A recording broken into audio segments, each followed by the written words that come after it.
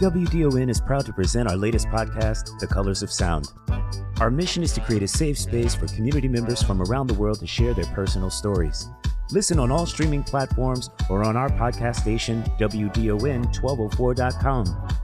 The Colors of Sound podcast. Discover how much we have in common. Over the summer of 2023, Coleman Global partnered with Sage USA to bring the Colors of Sound podcasting workshop to LGBT plus older adults in New York City. The intergenerational sessions focused on finding your point of view and the art of storytelling. Each week, participants crafted their own topics for discussion, developed their own questions to help move the conversations along, spoke about podcasting equipment, and had brief discussions on how to market podcasts online. Throughout the workshop series, the participants shared their personal stories of both struggle and of triumph. We laughed about the things that are common in society and debated those things that divide our global community. Welcome to the Colors of Sound podcast. You are now a part of the conversation. Yes, hi, good morning. This is Laverne. Our topic for today is labels and who do you love? Labels, who you love. What are some of the labels that you have individually been given in your lifetime? Well, you lesbian. I've heard you dyke. That's about it. And I don't like the labels. Because I am who I am. And that's Laverne. All right, what are some of the other labels? There could be, like more accepted terms like mom, sister, brother, nephew, cousin. So when we're like speaking on labels, are we going more into like the generalized gay society labels, or are we doing like the actual? There's more gay labels that like I guess you could say we abide by as like the you. Like for instance, there's butch queen, there's butches, there's femme queens, there's all kinds of different sorts of labels for different parts of the community. Right. Generally, like when I first entered the ballroom community, I was labeled a butch queen. I didn't know what a butch queen was, but a butch queen is supposed to be a male that acts feminine and shows flamboyance in it. So then you learn that there's another label called trade, and trade is a man that's on the DL, which is down low or undercover, and he does not want the world to know his truth. And so, like, for me, I don't know, I was a butch queen, but I don't even consider myself a butch queen no more. Like, I just be chilling now. So, like, I'm in the mid-spectrum because I don't really deal with all the extra labels and how they associate you with each one of these labels. And, yeah. But what was one of your first responses when someone gave you a label that you were familiar with? What are the expectations of that label, more so? Because I didn't know what a butch queen was. So therefore, like, me getting called a butch queen, I had to do my research. And so, like, I'm finding out, like, butch queens are, like, the glam of being gay. Like, they're the very flamboyant ones. So, like, for a whole year and a half, I lived up to the full potential of a butch queen. You took on you took on the characteristics of the title that was given to you. Yes. But now you don't. I don't do it no more. Okay. So you were accepting of that term. You liked it. Yeah, I accepted it because when coming to New York, I had this idea of like I can recreate who I am. And so that was an idea for me rather than the actual personality of me. I was just in the works of finding out who I am as a person. That's interesting. Anybody else? My label, I'm considered a femme in the lesbian community because of, that's just what I am. I mean, I'm just me. I mean, because they have, in the lesbian community, they have the aggressives and the femmes, And, okay, so I'm not aggressive, but I can be. But then a lot of the women that I'm attracted to are masculine identifying. So I am not attracted to a feminine female. So in the relationship, I'm the feminine female with the nails and the hair and the but I'm not what you call, because I don't wear heels and skirts and makeup and all that other stuff. That's not me. But in the lesbian community, there's femme and there's the butch. So when I first moved to New York, one of the things that one of the labels that I heard about within the lesbian community was that you have lipstick lesbians, right? Mm-hmm. Which sounds like what you just described. No. But a much... Go ahead. No. I'm not saying I agree with it. No, this is just what I heard. Like, true or not. You know what I'm saying? Like, accept it or not. Like, that's like a label that someone created out of, I don't know where it even came from. Have you ever been called that? Was that ever... No.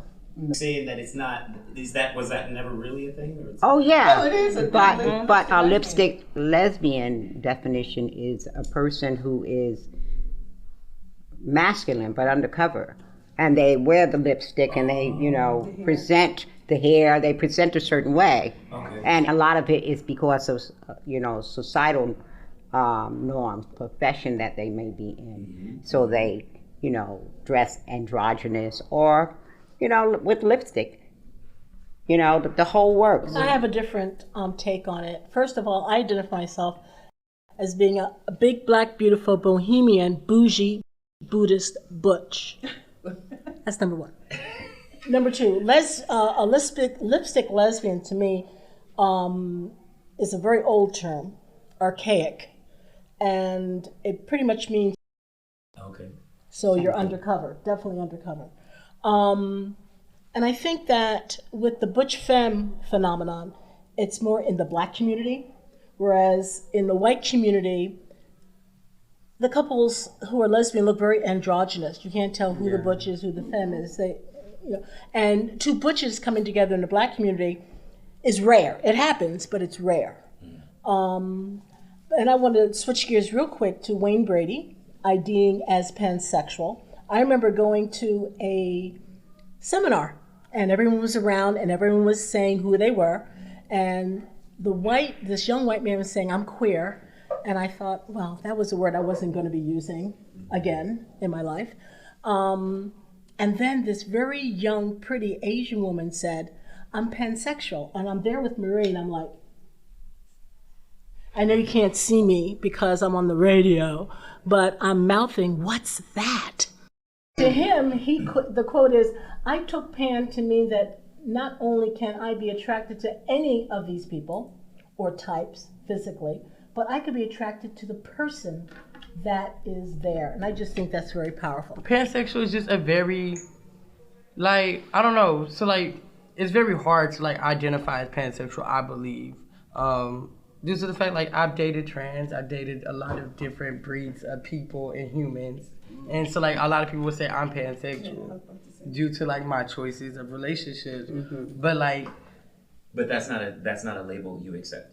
I mean, I just don't know what label to accept because one day I'm bisexual, the next day I'm gay, the next day I'm pansexual. It's just all on the occurrence of that person, the entity that I'm with in that moment.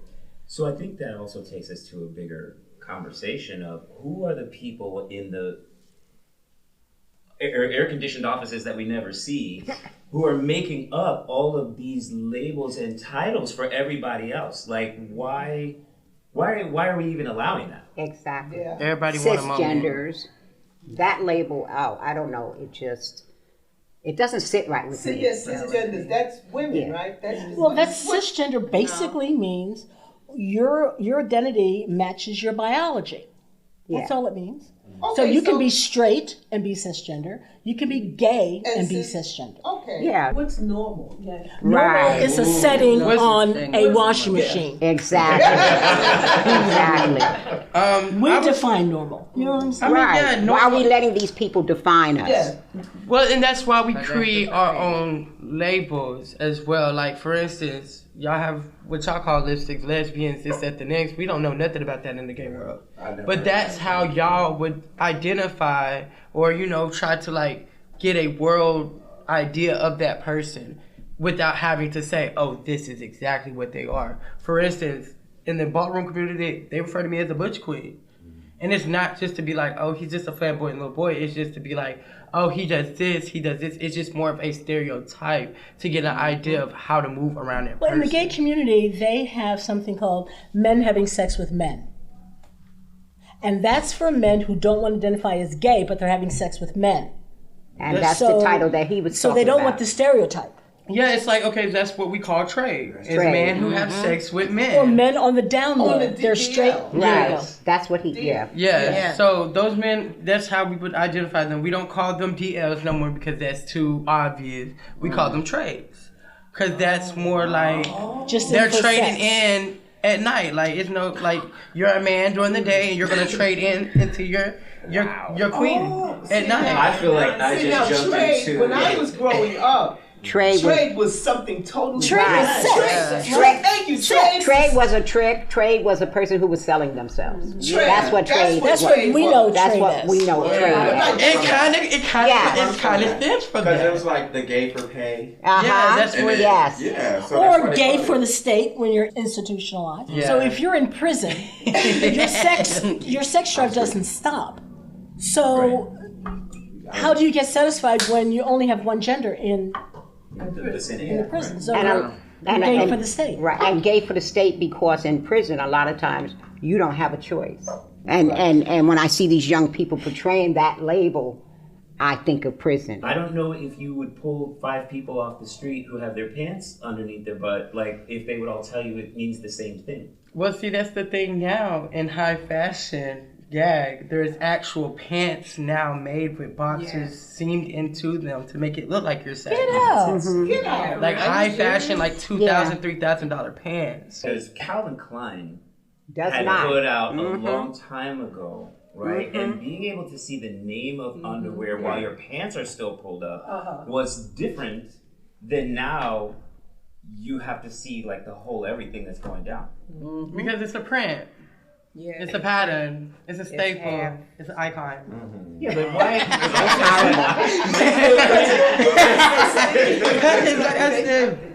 When it's talking about fashion, there's reasons for it. Like, I'm not finna go buy pants that I done had. You know, I'm not finna go buy pants that's already ripped up, y'all. That's late. That's crazy. That's $40 on pants when I have jeans already that I really, find a fit, and I want them to be worn. I want them to be cut up. I want them to be bad, Because the nowadays fashion is not about the look. It's about the labor. Yeah. Us designers now are more looking at, okay, yeah, I can make a pair of pants in 20 minutes, but what can I do with the pair of pants? And so like now that distressed jeans, that designer has taken them jeans and went to hell and back just to create a simple rip. And so it's just about like, tagging and stuff. It's about the creation. Like me and Ford, for instance, we made a pair of fab jeans. Y'all will gag because the jeans look like they're sagging. But the jeans are made with another pair of jeans underneath the jeans to create the illusion of him sagging, but they're not sagging for real. I saw a pair of pants like that, but they were two different waists, 2 different pairs of. I saw a pair of pants like that. So it's just the style and like the work that goes into it, and it's just a greater appreciation for the work afterwards. Sage leads in addressing issues related to lesbian, gay, bisexual, transgender, queer, and questioning, and other self-identifying members of the community aging. In partnership with its constituents and allies, Sage works to achieve a high quality of life for LGBTQ+ older people, supports and advocates for their rights, fosters a greater understanding of aging in all communities, and promotes positive images of LGBTQ+ life in later years. No, if you talk to me on the phone, you think I'm white. I used to be a psychiatric crisis worker, and after I did the assessment for level of care, it was time to get that person in 4-point restraints if they needed that, and they would be sent to the state hospital. And so the person at the other end was an ambulance worker. Oh, he's a big black man. How much does he weigh? Oh, he's big and black. Oh, you know what that means, don't you? I said, oh, really? You do realize you're talking to a black person right now. Oops. So you can't tell someone's race over the phone. That's a label. Not always. I used to get that. Not always. Yeah, no, that's it. Because they know I'm black. It was okay. It was just like, because I was raised in like like a really country area. And I remember one time calling my mom's job to ask her, you know, when she come in home or whatever. And then they told my mom that there was a white man asking for her on the phone. Oh my God. That was like the funniest experience ever. But yeah. And it's her own son. Yeah, I was like, I remember one time I was in a car and I was in Winter Haven at the time, and the driver was like, "Oh, you speak very proper. What an insult. Well. Black folks like, aren't supposed to speak like What that. am I not supposed to speak well? Like, what am I supposed to come up in the car like, what's that? Like, you know, I'm like, I can definitely do that as well, but baby, we're in the car, you know what I'm saying? It's just, it was very weird. Like, that whole experience over there was weird. I'm so happy I moved. Has anybody else ever been made to feel that being told you're articulate is a compliment? Has anyone else ever said that to you? Like, oh, I think it's different. I was raised in a white family, so good.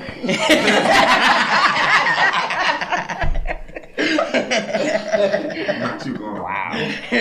I mean, I think it's different. Like for us, like especially being biracial, there's many like things that like we're expected to sound like, or you know. So like for us, at the very beginning, yes, we did talk really white, really soft. Like, yes, ma'am, I would definitely go there. You know, like you do have that. But then, like, when my mom did not like us to do that, but my mom was a white mother, so she knew that like that's not like how we did. We was unseasoned, literally like unseasoned kids. And so, like, you know, she did take us out of, like, the little suburbs and, you know, put us in the projects for a couple of years just to give us, you know, that little, like, culture. And, like, it's when we went back to the farm and we started to be like, hey, man, say, man, what's good with you? Yeah. And, like, you know, we started talking like that and the jaws would drop.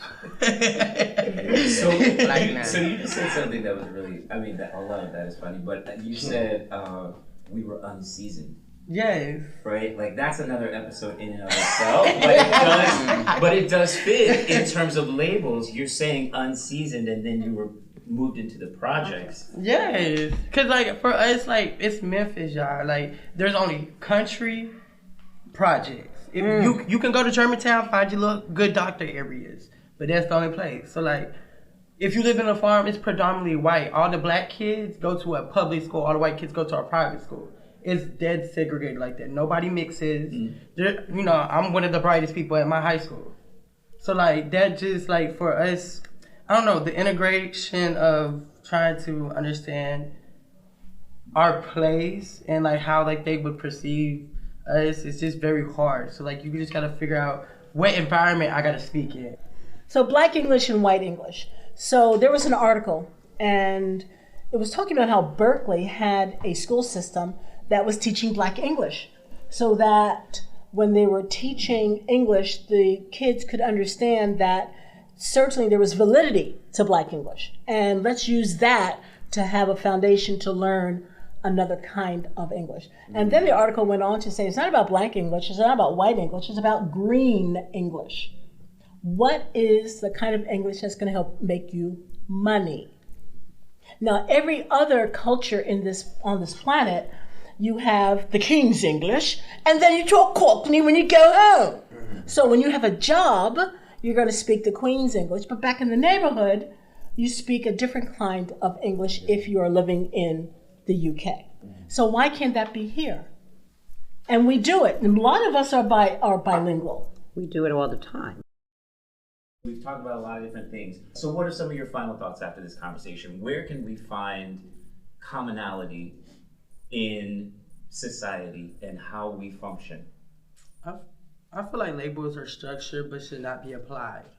But we shouldn't hold on to them so tight that we don't allow a person to be who they genuinely are. Right. Yeah. Is that? Yeah, we don't want to stop their growth. Right. Okay. And put someone else in a box because that makes us feel more comfortable.